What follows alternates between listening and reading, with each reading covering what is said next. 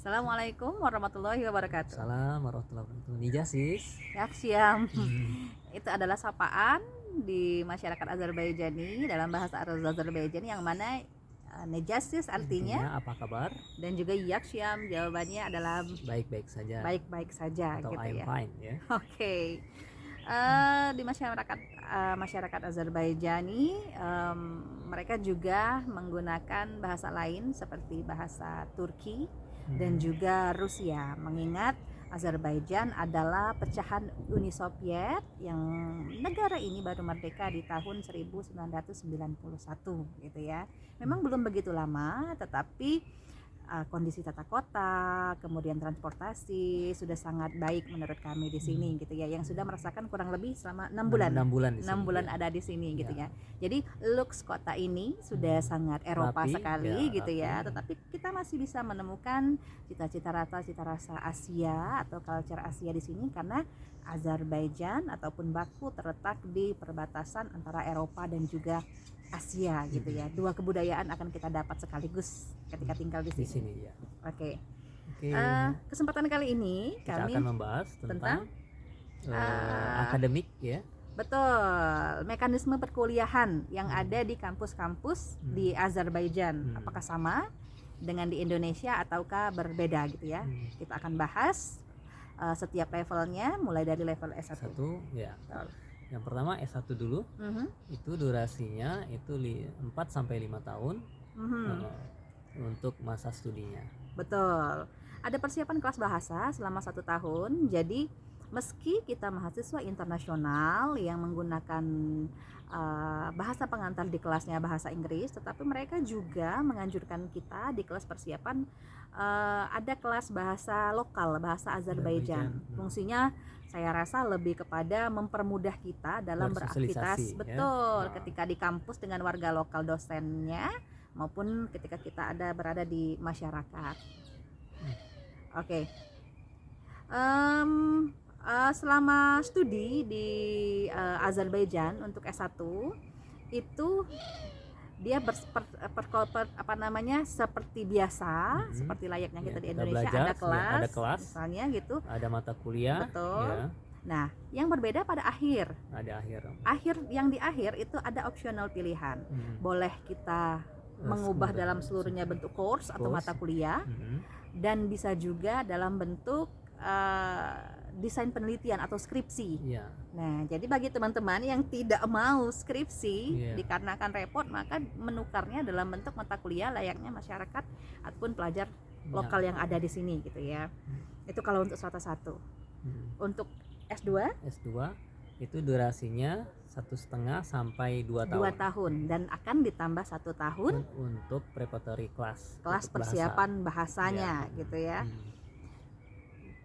Di sini kelasnya saya rasa menurut teman yang sudah duluan, teman Indonesia yang sudah berkuliah di sini di level master, sama seperti di Indonesia, ada kelas tutorialnya atau di kelas course-nya, kemudian ada juga penelitian yang dalam bentuk tesis tapi di akhir. mini tesis. Mini tesis gitu ya, mini tesis gitu. Kajiannya disesuaikan dengan bidang keilmuan kita masing-masing gitu. Baik apa sains ataupun sosial. Betul. Sosial humaniora. Jadi ada kesamaan dengan yang ada di Indonesia. Nah, yang sedikit berbeda adalah pada level doktoral ataupun S3. Level S3. Di Indonesia rata-rata memang sudah ada beberapa gitu ya, tapi hampir sebagian besar kampus di Indonesia untuk level doktoral itu masih ada kelas kurang lebih 1 semester atau. Tapi jangan lupa dulu durasi untuk S3 itu berapa? Berapa? Durasinya 3 tahun. 3 tahun. Beasiswa ini hanya meng-cover 3 tahun. Kebetulan kami berdua doctoral students, tapi tidak mengambil yang namanya preparatory class. Jadi fokus di 3 tahun untuk S3. Betul. Nah, untuk tadi apa? Untuk kelas? Untuk proses perkuliahannya di sini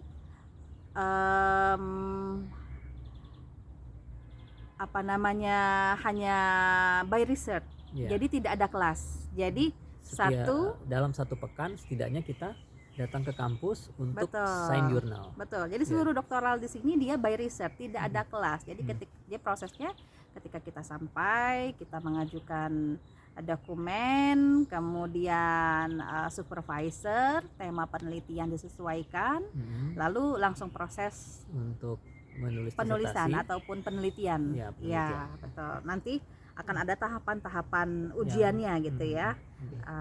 Kalau tidak salah 3 sampai 4 kali ujian ya. gitu. Nah, jadi ada yang berbeda kalau secara disimpulkan. S1 bisa skripsi bisa tidak.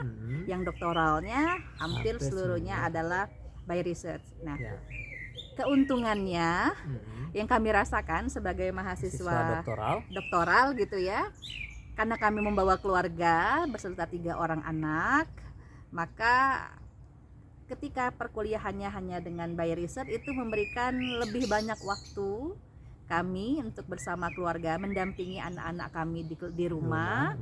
Karena anak kami juga sekolahnya online, masih dari Indonesia, dan juga lebih fleksibel kalau kita mau kemana-mana, mau menjelajah kota-kota destinasi yang ada di Baku. Betul. Jadi iya, karena kota ini cantik sekali didesain. Hampir di sepanjang ataupun di setiap titik itu ada taman yang asri dan kota yang tertata rapi ya. Sehingga dan bangunan-bangunan yang penuh arsitekturnya cantik. Ya, mungkin karena jumlah penduduknya tidak terlalu banyak, sekitar 10 juta. Betul. Kalau dilihat di peta sangat berbeda jauh dengan Indonesia secara landscape gitu ya. Petanya memang ada di perbatasan Turki, Armenia, Rusia, dan Georgia, dan di sebelah baratnya dia berbatasan dengan Laut Mati atau bukan Laut Mati, Danau Kaspia atau Laut Kaspia gitu ya kalau kita belajar di sejarah dulu. Jadi kita punya garis danau, tapi orang di sini nyebutnya garis laut, pantai gitu ya, garis pantai yang luas. Walaupun sehingga airnya sudah mulai asin, payau, sudah agak asin ya. Sudah payau. Tapi itu tadi yang saya senang di sini, public space ataupun ruang terbuka hijau bagi masyarakatnya untuk menghilangkan rasa penat, sekedar untuk duduk-duduk. Kemudian adanya playground di setiap taman-taman itu membantu warga lokal maupun pendatang seperti kita untuk merelaksasi diri gitu. Mungkin itu catatan menariknya ya, ketika tinggal di sini gitu. Ya. Baru jalan sebentar ada taman gitu. Taman, ya. Mungkin wajar kemarin jadi tuan rumah untuk COP29. COP29 kemarin di bulan COP29 November ya. Betul. Nah, jadi itu secara garis besar gambaran bagi teman-teman yang nanti tertarik untuk kuliah di sini, mau di tahun ini maupun di tahun depan, jadikan beasiswa ini sebagai list teman-teman semua gitu ya. Karena secara persyaratan dia cukup mudah ya, cukup mudah secara bahasa misalnya. Kemudian untuk doktoral dia tidak perlu LOA dari kampus dan juga tidak perlu surat penerimaan dari supervisor ya. Betul. Karena beberapa beasiswa lain membutuhkan yang namanya LOA ataupun supervisor statement ya. Maka di sini tidak ya. Betul. Kita datang membuat laporan bahwa kita memilih jurusan ini. Betul. Ya. Jurusan apa yang kita pilih ke International Student Office, maka kita datang ke fakultas, nanti kita diminta untuk menemui profesor ataupun supervisor yang direkomendasikan oleh fakultas. Betul. Makanya beasiswa ini dia artinya hanya satu pintu gitu ya. Kita tidak harus menggedor supervisor terlebih dahulu, mencari supervisor. Ada kan yang beasiswa itu dia kesulitan goal di beasiswa, tapi di supervisornya dia tidak dapat misalnya sebagai persyaratan utama. Tapi di sini sudah satu paket. Ketika kamu dapat beasiswanya, maka otomatis akan dapat kampusnya dan proses pencarian supervisor setelah sampai di sini ya, nanti. Tapi untuk S1 ya itu tadi langsung masuk kelas ataupun dia di tahun pertama dia fokus ke persiapan bahasa ya, dan S2 juga seperti itu. Jadi persiapan bahasa dulu, masuk kelas setelahnya. Betul. Jadi sejauh ini kami sudah hampir semester kedua gitu ya, selama di Azerbaijan, menyelesaikan semester 2 ya. Menyelesaikan semester kedua di Azerbaijan. Ya, karena di sini cukup banyak juga liburannya ya. Hari-hari Hampir besar di sini. hari besarnya banyak. Betul. Dan di samping juga hampir setiap musim, Betul. musim semi, musim dingin itu ada hari libur. Betul. Nah, Atau itu ada momen khusus untuk betul. di sini?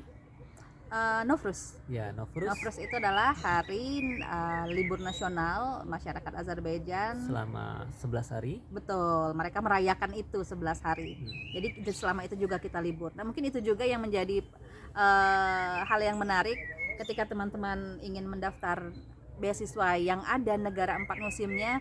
Azerbaijan ternyata termasuk Salah sebagai satunya. negara 4 musim itu gitu ya. Tidak harus ke Eropa betul misalnya, tapi di sini juga. Jadi kita ada juga 4 musim itu. Jadi lumayan berbeda dengan kita yang tropis. Iya. Gitu ya, tropis. Juga bisa merasakan salju di sini. Jadi Nah, pengalamannya. untuk perkuliahan itu dimulai bulan September, Betul. pertengahan. 15 September Ya, tepatnya. ketika kita dinyatakan eligible untuk studi di sini, maka kita bisa datang di atas tanggal 15 Betul. September itu sendiri. Betul. Nah, 15 September itu musim apa? Sudah mau masuk musim gugur. Musim gugur ya, Betul. sampai Musim dengan panas bulan akhir menjelang musim gugur. Jadi ketika kami sampai posisinya di 17 derajat. 17 derajat. Ketika Indonesia masih 30-an. Lumayan terkejut saat itu gitu ya. Untung tidak sampai ngedrop. Alhamdulillah. Alhamdulillah. Nah, setelah musim Gugur. September ya, Desember. Masuk ke Desember awal itu masuk musim musim dingin gitu ya. Nah, dan puncak musim dinginnya kemarin di bulan Februari, di mana salju itu lumayan lama singgah di Baku dan juga lumayan rata hampir di seluruh tempat gitu. Dan sekarang kita ada di musim semi. Ya. Ya, pohon-pohon kembali hijau gitu ya, dan lain sebagainya. Jadi sampai dengan bulan Juni nanti untuk akademik di 15 Juni tepatnya. Ya. Berakhir periode akademik dan libur musim panas kurang lebih 2 bulan. Mungkin itu saja. Jadi sekali lagi teman-teman berjuang masukkan beasiswa ini. Walaupun yang sebelumnya tidak tahu di mana itu Azerbaijan, ternyata boleh searching nanti di Google, pelajari lagi apa itu Azerbaijan. Map dunia ya. Betul, negara ini dan recommended gitu ya. Jadi jangan lupa tetap bantu di komen jika ada yang ingin bertanya. Betul. Like, subscribe ya. Dan nantikan video selanjutnya berkaitan tentang beasiswa Azerbaijan dan kehidupan di Azerbaijan. Terima kasih. Choksao artinya terima kasih dalam bahasa Azerbaijan. Halalik atau see you. Wassalamualaikum Warahmatullahi wabarakatuh.